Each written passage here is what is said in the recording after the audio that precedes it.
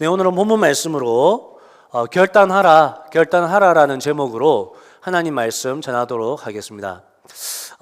여러분, 우리 하나님께서는 여러분이 결단하기를 원하신다라는 것을 알고 계십니까?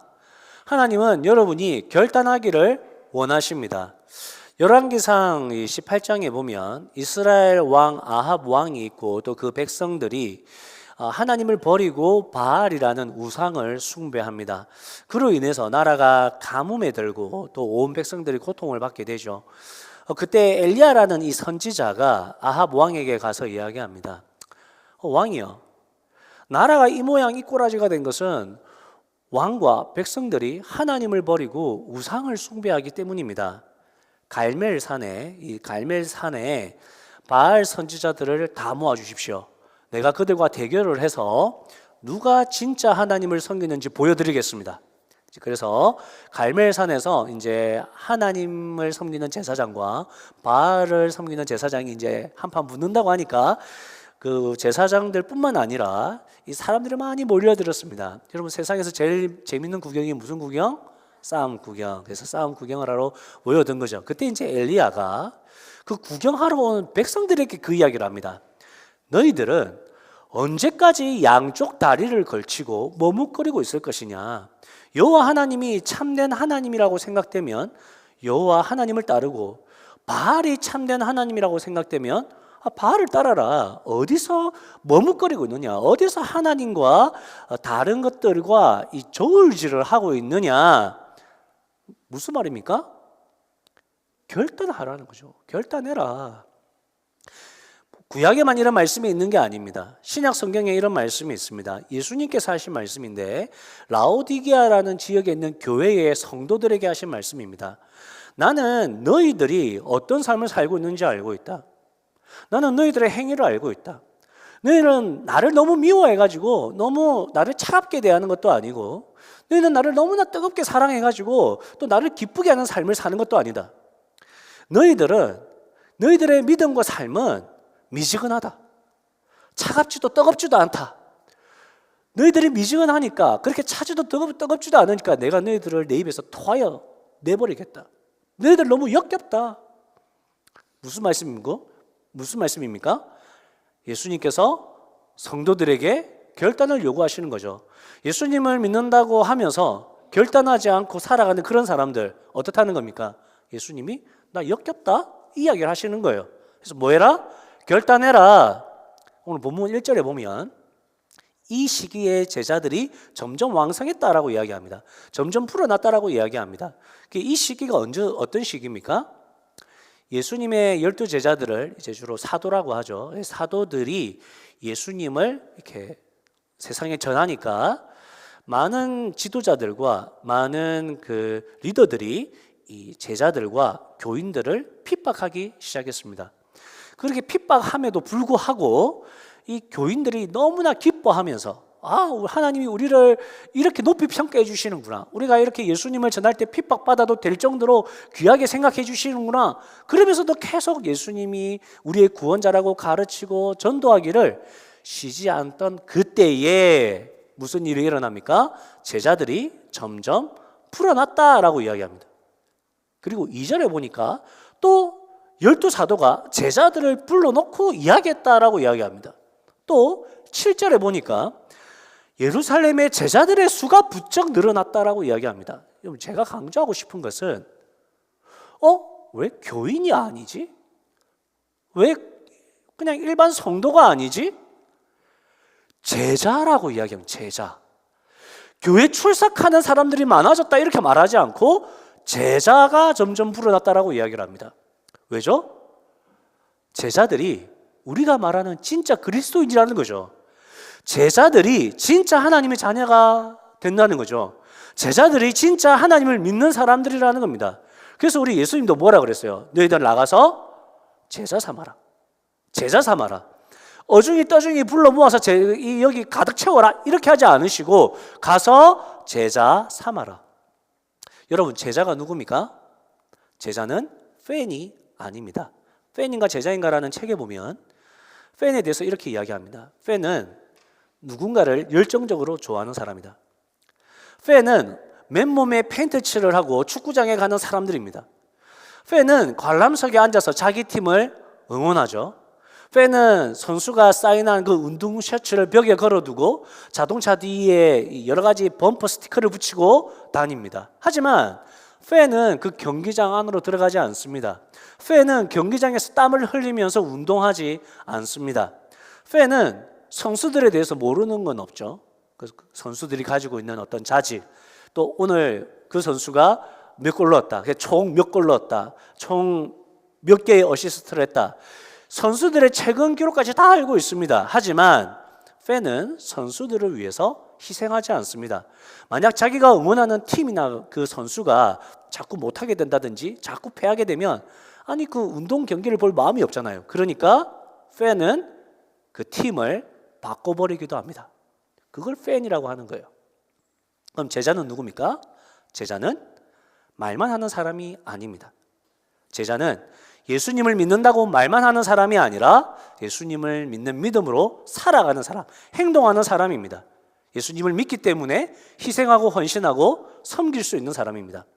여러분, 우리 주변에 말만 하는 사람들 있죠, 그죠? 나 참 싫습니다, 그죠? 지금 말만 듣고 있으면 저 사람은 진짜 다 가졌나 보다, 저 사람은 못하는 게 없는가 보다, 이런 생각이 드시죠. 근데 실제로 그분들 보면 실제는 안 그렇습니다. 아무것도 없는 데만 말만 잘하는 겁니다. 운동할 때도 말만 하는 사람이 있습니다. 자기가 실수할 때는 말도 안 해. 근데 같은 편, 자기 편이 실수하면 야 이렇게 해야지, 야 저렇게 해야지. 딱 운동 같이 하기 싫습니다. 그죠? 여러분, 말만 하는 사람들, 그 사람들에게 여러분 뭐라고 해주고 싶습니까? 너나 잘하세요. 너나 잘하세요. 저는 진짜 이 말 너무 자주 합니다. 너나 잘하세요. 이제 말만 하는 사람들에게는 니나 잘하세요. 이렇게 제가 대놓고 말은 못하지만 마음으로 그렇게 이야기합니다. 또 저한테도 그렇게 이야기합니다. 제가 또 그렇게 잘난 척 많이 하거든요. 니나 잘하세요.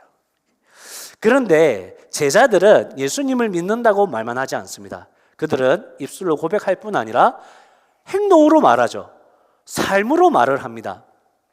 초대교회 성도들은 자신들이 가지고 있던 그런 소유, 재산, 또 물건들, 그런 것들을 교회에서 내어놓고 나눔으로 성도들과 함께 공유했습니다. 그런 초대교회 성도들을 바라보면서 세상 사람들이 칭찬도 했겠지만 뭐라고 했겠습니까?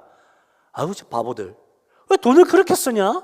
아이고, 그 돈 가지고 주식 투자했으면 벌써 떼돈을 벌었겠다, 비난했을 겁니다. 처음 교회 성도들은 예수님을 믿기 때문에 나누고 베푸는 그런 희생을 했을 뿐만 아니라, 헌신을 했을 뿐만 아니라 바보 취급도 받고 조롱도 받았던 사람들입니다. 그게 삶으로 말을 하는 것입니다. 삶으로 말하는 사람을 우리는 제자라고 하죠.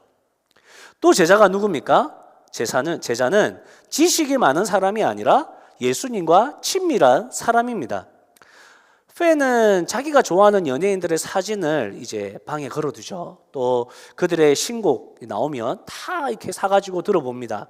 그리고 또 그들 노래를 따라도 하죠. 그들이 출연하는 영화나 드라마를 다 봅니다. 또 팬은 내가 좋아하는 연예인의 키, 몸무게, 가족 현황, 밝혀지지 않는 남자친구의 이름까지 다 알고 있습니다. 하지만 그 연예인을 어때요? 개인적으로는 모르죠. 그래서 팬은 자기가 좋아하는 연예인들에 대해서는 정말 많이 알고 있지만 누군가가 너 그 사람하고 친해? 라고 물어보면 말을 할 수가 없죠. 친한 것과 아는 것은 다르기 때문입니다. 그게 팬이죠. 제가 아는 분 중에 성경을 백독한 분이 있습니다. 이분이 진짜 백독했는지는 알 수 없지만, 근데 실제로 이분이 성경에 대한 지식이 상당했고, 또 전국 성경 퀴즈대회 이런 데 나가서 상도 타신 분이었습니다. 근데 희한하죠? 이런 분과 함께 목장 모임을 하기를 부담스러워했습니다. 이 성도님과 대화하기를 다른 성도님들이 힘들어했습니다. 여러분, 왜 그럴까요? 예수님에 대한 지식은 있는데 예수님과의 친밀함이 없기 때문입니다. 예수님과 친밀하지 않으니까 예수님의 평안이 그의 삶에 없죠. 예수님의 삶에 그 평안함이 그의 삶에 없으니까 다른 사람들이 불편한 겁니다, 여러분.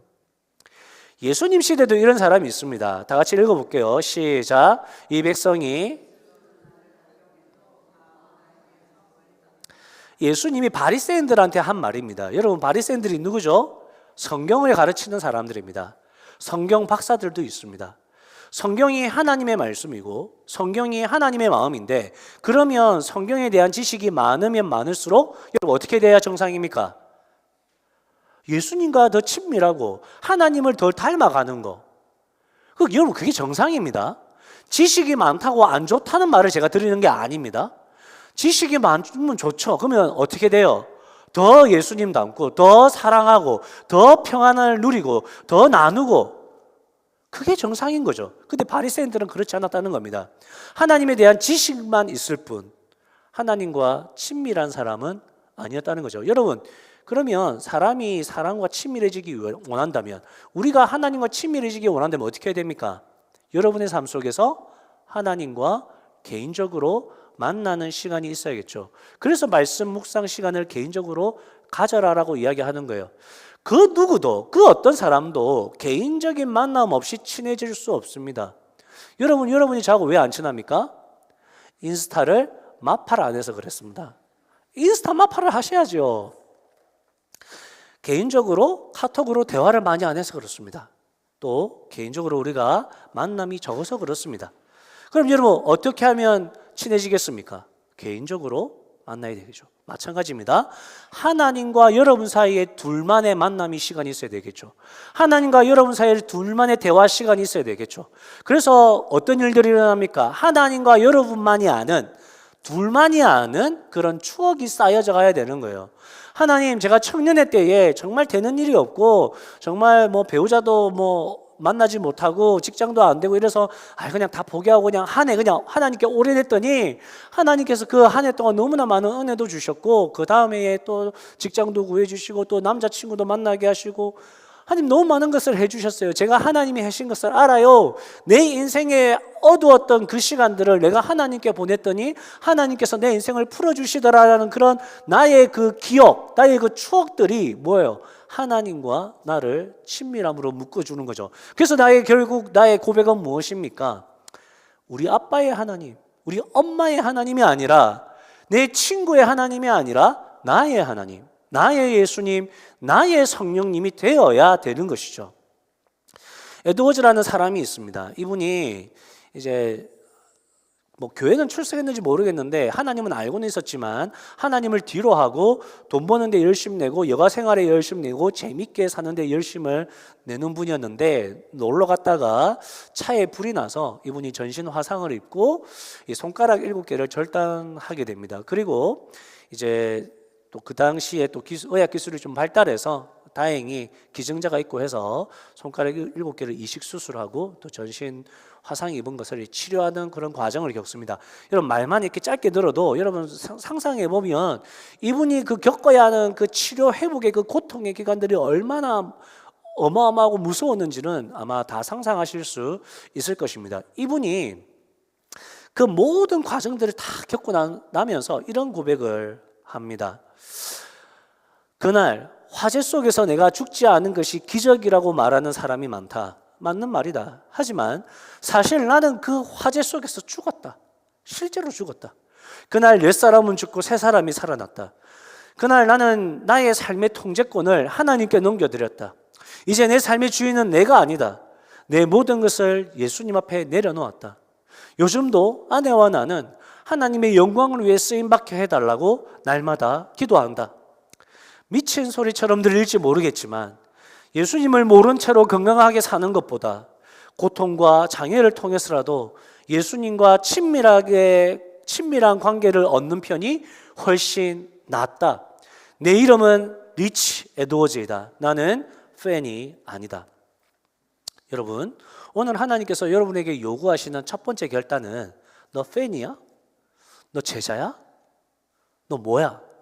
결단해 하고 우리 하나님께서 우리에게 요구하고 계십니다. 여러분, 처음 교회가 세워졌을 때는 모두 다 제자였답니다. 저는 사실 이 부분을 너무 부끄럽게도 처음 봤습니다. 평생을 교회 생활을 했지만 다 제자였어? 저 사실 깜짝 놀랐습니다. 모든 성도들이 제자였답니다. 거기에 팬이 없었다는 거죠. 제자가 교인이라는 겁니다. 제자가 목사가 되는 거고 제자가 목자가 되는 것입니다. 여러분, 그것을 기억하시고 여러분 오늘도 하나님 앞에서 결단할 때 제자 되시기로 결단하시는 여러분 되시기를 주님의 이름으로 축복합니다. 두 번째로 우리가 해야 할 결단은 일인가 사람인가 하는 것입니다. 오늘 본문 1절을 보면 제자들이 엄청나게 불어나기 시작했다라고 말씀합니다. 그러면서 그들 사이에 이제 불평과 원망의 목소리가 있었답니다. 여기서 알 수 있는 게 뭐죠? 알 수 있는 것은 제자가 되라고 해서 여러분들에게 엄청난 것을 기대한다는 건 아닙니다.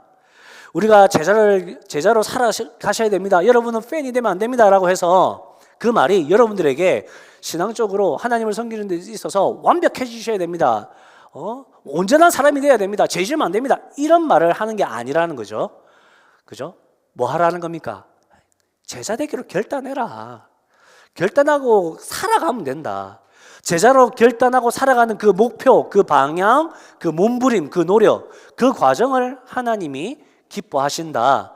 그걸 하나님이 원하시는 것이지 우리가 제자로 살아간다고 해서 내 삶에 문제가 있으면 안 되고 내가 죄를 지으면 안 되고 내가 완벽해야 되고 그건 아니라는 거죠. 그죠? 그래서 하나님을 믿고 말씀에 순종하는 제자들만 모여있다는 그 교회 공동체 안에도 지금 뭐가 발생했습니까? 문제가 발생한 것이죠. 그 문제가 뭐죠? 서운한 일이 있어요. 서운한 일. 그리스 말을 쓰는 유대인들이 여기 나오는 유대인들은 사실은 여기 나오는 교인들 모두가 다 유대인들입니다. 그래서 유대인이라는 말과 교인이라는 말을 섞어서 쓰겠습니다. 그래서 그리스 말을 쓰는 이 교인들이 히브리 말을 쓰는 교인들에게 불만을 터뜨린 거죠. 무슨 불만인가 하니까 니만 사람이가 이거죠. 니만 사람이가. 니는 입을 가지고 있고 내가 가진 건 주둥이냐 이제 이 말입니다. 왜 그런 거 하니까 이 그리스 말을 쓰는 사람들은 어디서 태어났겠습니까? 그리스에서 태어났겠죠. 그러니까 그리스 말을 쓸 거고 그리스 문화를 가지고 있고 그리스 사상을 가지고 있습니다. 근데 이제 이 사람들이 이스라엘 땅에 온 거예요. 왜 왔을까요?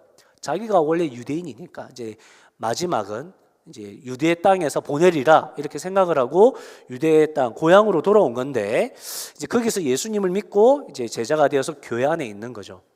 그러면 이제 히브리 말을 쓰는 사람은 어떤 사람들이겠습니까? 히브리인이라고 하면 유대인들을 이야기합니다. 이스라엘 사람들. 그 사람들이 쓰는 말을 히브리어라고 이야기하거든요. 그러니까 이제 히브리 말을 쓰는 사람들이 유대인이죠. 그럼 그 사람들은 어디서 태어났을까요? 유대 땅에서 태어나고 거기서 자란 우리가 말하는 토박이들. 그러니까 그들끼리는 유대인들끼리는 히브리 말을 쓰는 사람들끼리는 너무나 잘 알고 있었겠죠. 그리고 그 히브리 공동체, 그 마을에서는 서로가 서로를 희생하면서 그 공동체를 지켜왔을 겁니다. 그죠? 그러니까 그 두 부류가 이 교회 안에 이제 섞여 있는 거예요. 근데 사람들이 많아지니까 처음에는 막 이렇게 구제해 주는 게 도와주는 게 이 우리 교회 안에서 가난한 사람들이 분명하게 보여서 다 해줬는데 이제 사람이 너무 많아지니까 어때요? 제외되는 사람들이 생긴 겁니다. 거기서 제외되는 사람들이 생겼는데 그 제외된 사람들이 전부 다 누구예요? 그리스 말을 쓰는 사람들인 거죠. 그러니까 어떤 이유로 해서 그리스 말을 쓰는 사람들만 구제해서 제외됐는지는 모르겠지만 추측하기로는 이제 그런 거예요.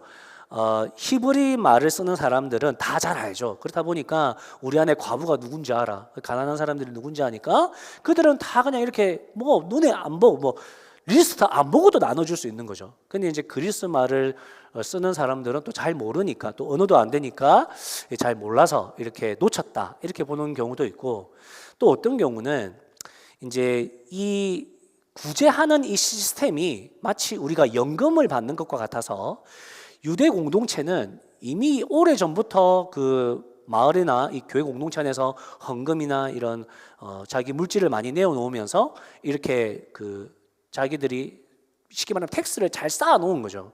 그러니까 헌금한 것도 많고 공허한 것도 많으니까 이제 나중에 나눠주는 게 시스템으로 잘 되어 있었는데 뒤늦게 그리스 사람들이 왔을 때는 이 사람들은 온 지도 얼마 안 되니까 이 사람들에게 뭔가 나눠줄 수가 없는 거예요. 귀한 바도 없고 뭐 나눠주는 것도 한계가 있으니까 그래서 안 나눠줬다 이런 말도 있는데 의도적이든 의도적이지 않든 이 그리스 사람들이 뭐예요?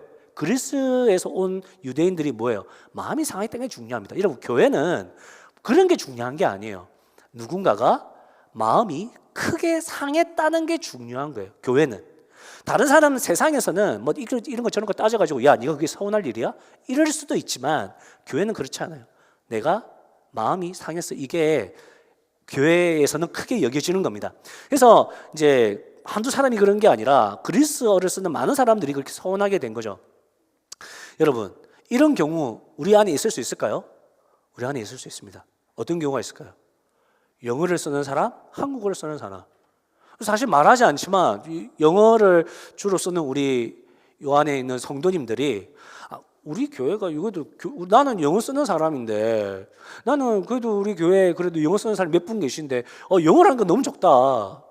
우리 한 달에 한 번은 한국어 쓰는 너희가 그 통역기 들어라. 우리도 지금 매번 우리 통역기 귀찮아 죽겠다 이거. 이렇게 할 수도 있는 거예요, 그죠? 좀 더 늘려달라. 좀 더 영어로 할 수 있는 거 좀 더 늘려달라. 그럴 수도 있는 거죠. 또 우리 안에 또 누가 있을 수 있습니까? 그 어른들은 또 이럴 수 있습니다. 우리 목사님 설교회 찬양하는 거, 선곡하는 거 봐라. 찬송가 없다. 우리도 이게 성도들이다. 우리 찬송가 하고 싶다. 이렇게 할 수도 있는 거죠. 근데 이제 제가 찬송가를 잘 안 하지만 최신곡들을 한다고 저도 생각을 했었거든요. 그래서 이제 청년들이랑 우리 아이들한테 야, 그 아빠가 그나마 제가 그래도 그나마 여러분들 생각해서 최신곡 하는 것 같죠? 이러니까 그리 생각 안 하더라고요. 목사님 하시는 곡들이 다 5년 전의 곡입니다. 심지어 30년 전의 곡도 있습니다. 이렇게 이야기하더라고요. 내가 최신곡을 하는 건 아니구나라는 걸 알았습니다. 그러니까 뭐예요?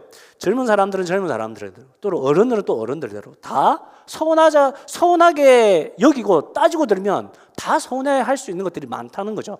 자, 그런데 이런 그 서운한 일들과 원망과 불평이 일어났을 때 사도들이 그 문제를 어떻게 해결합니까? 사도들이 이렇게 이야기하는 거예요. 여러분, 우리가 가난한 자를 구제하는 이런 좋은 일이잖아요. 좋은 일을 하다가 우리 공동체 안에 시험이 들었습니다. 우리 안에 서운함을 느끼는 사람들이 생겼고 불평하는 사람들이 생겨났습니다. 어떤 사람들은 그들의 원망과 불평이 야, 그거 옳지 않다 이렇게 이야기하는 사람도 있습니다. 우리 안에 이 분열이 일어날 것 같습니다. 이러면 안 되지 않습니까? 그래서 저희 교회 지도자로 있는 저희 12사도가 너무 많은 일을 해서 이런 일들이 생긴 것 같습니다. 저희들이 이제 더 이상 이 일들을 하지 않겠습니다. 구제 사역을 하지 않겠습니다. 하나님께서 저희에게 주신 첫 번째 그 사역은 말씀을 전하는 일들입니다. 기도하는 일들입니다. 말씀 전하고 기도할 시간도 없는데 그 일들을 제쳐주고 제가 음식 만들고 막 음식 나누고 그러니까 문제가 생긴 겁니다. 제가 다 내려놓겠습니다. 그러니까 여러분들 안에서 사람을 세우십시오. 일 잘하는 사람이 아니라 교회는 일 잘하는 사람들 세우는 거 아니에요. 일 잘하는 사람이 아니라 성령으로 살아가는 사람, 지혜가 충만한 사람, 믿음으로 사는 사람, 주변에서 칭찬 듣는 사람을 뽑아서 이 일들을 맡겨주십시오. 저희는 기도하는 일과 말씀 보는 일에 집중하겠습니다. 이렇게 문제를 풀어갑니다. 자, 여기서 이 사도가 이야기한 것들을 보면 우리가 좀 오해할 수 있어서 몇 가지 정리를 하면 첫 번째로 사도들이 이야기하는 것은 말씀과 기도의 사역들이 탁월한 사역이고 우월한 사역이고 구제 사역은 우월하지 않다라는 이야기를 하는 게 아니라는 겁니다. 12사도들이 하는 이야기는 사역의 중요도를 이야기한 것이 아니라 뭐죠? 역할을 이야기한 것뿐입니다. 오늘 본문에 나오는 1절에 구제라는 단어가 있습니다. 그 단어와 오늘 그 사도들이 말하는 내가 말씀 사역하겠다 할 때 그 사역이라는 단어는 같은 단어입니다. 그러니까 사역적으로 같은 거고 역할이 다르다 이 이야기를 하는 거죠. 여러분 기억하셔야 돼요. 목사님은 설교하니까 거룩한 분이고 하나님 일 하시는 분들이야.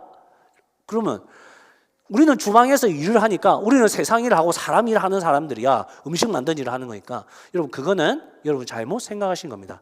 역할의 차이일 뿐입니다. 제가 설교하는데 오늘도 제가 설교 준비를 잘해가지고 오늘 설교 오늘 하면 히트 친다 오늘.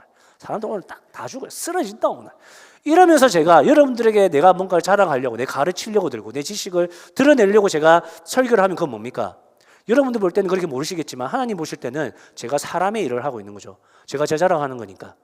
근데 누군가가 식당 봉사를 하는데 그게 자기 자랑이 아니고 자기 음식 자랑이 아니고 성도들을 섬기기 위해서 하나님의 영광을 위해서 그걸 한다 그러면 하나님 보실 때는 그 사람이 하나님의 일을 하고 있는 거예요.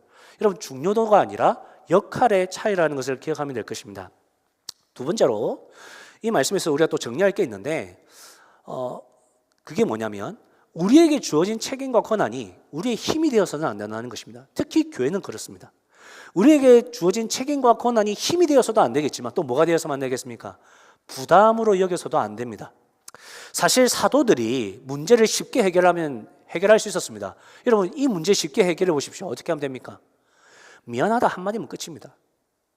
그리고 구제 못 해준 거 다시 해주면 되지. 미안합니다. 제가 잘못했습니다. 제가 실수했네요. 다시 구제품 드릴게요. 음식 나눠드릴게요. 못 드린 거 카드로, 기프트 카드로 드릴게요. 그럼 끝날 문제입니다. 근데 그러지 않았습니다. 왜죠? 자신들에게 자꾸 권한과 책임이 주어지는 것이 옳지 않다고 여겼기 때문입니다.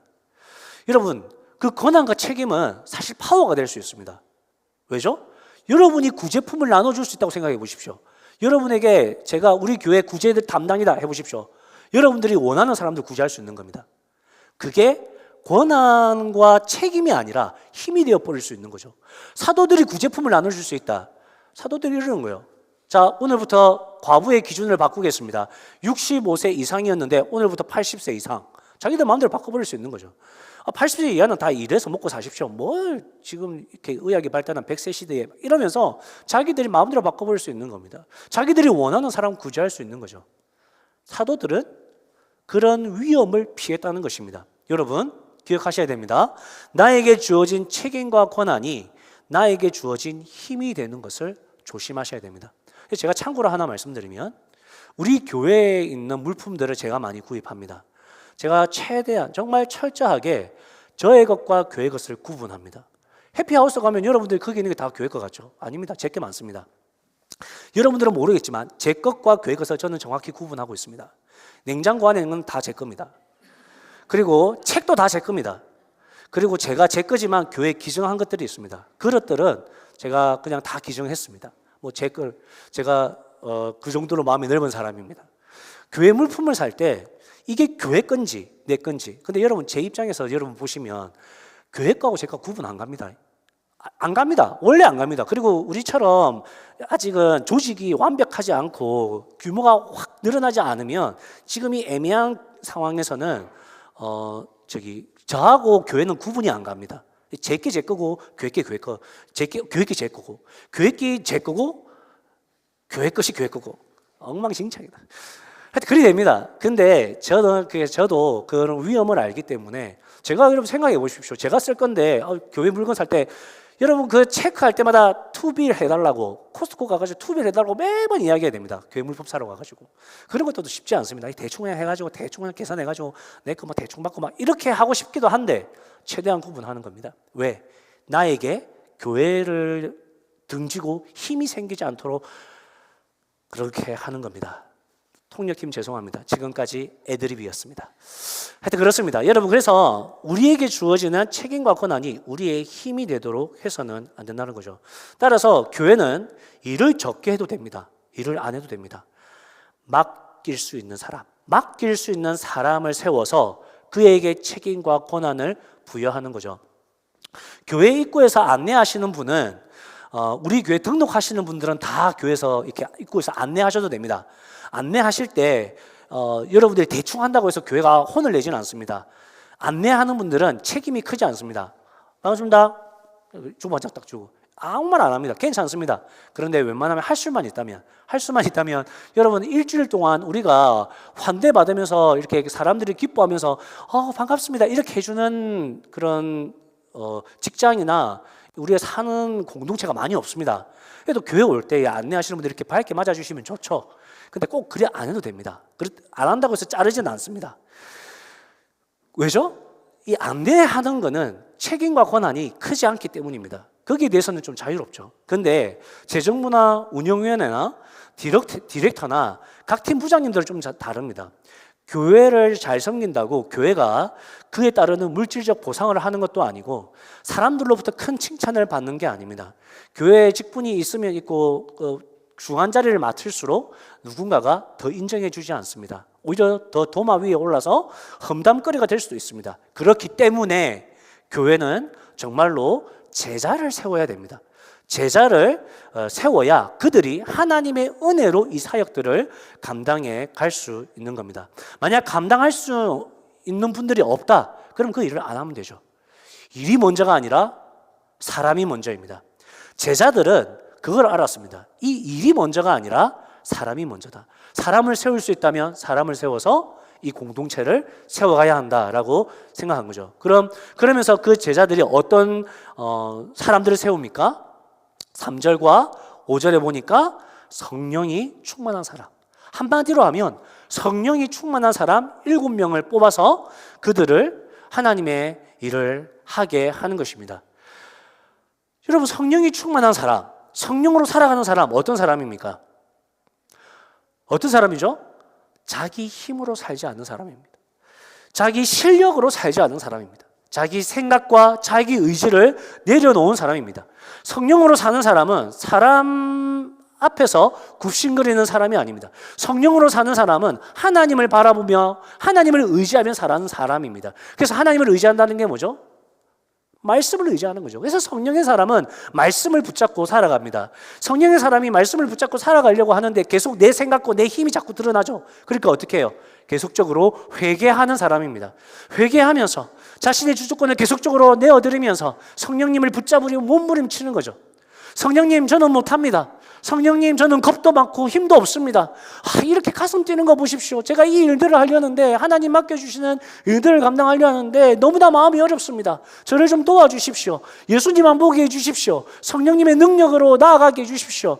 말씀을 순종하며 나아갈 수 있도록 도와주십시오. 오늘 이런 말씀 주셨는데 이 말씀대로 제가 사랑하게 하옵소서, 제가 베풀게 하옵소서, 제가 전하게 하옵소서. 저는 못합니다. 성령님 도와주십시오.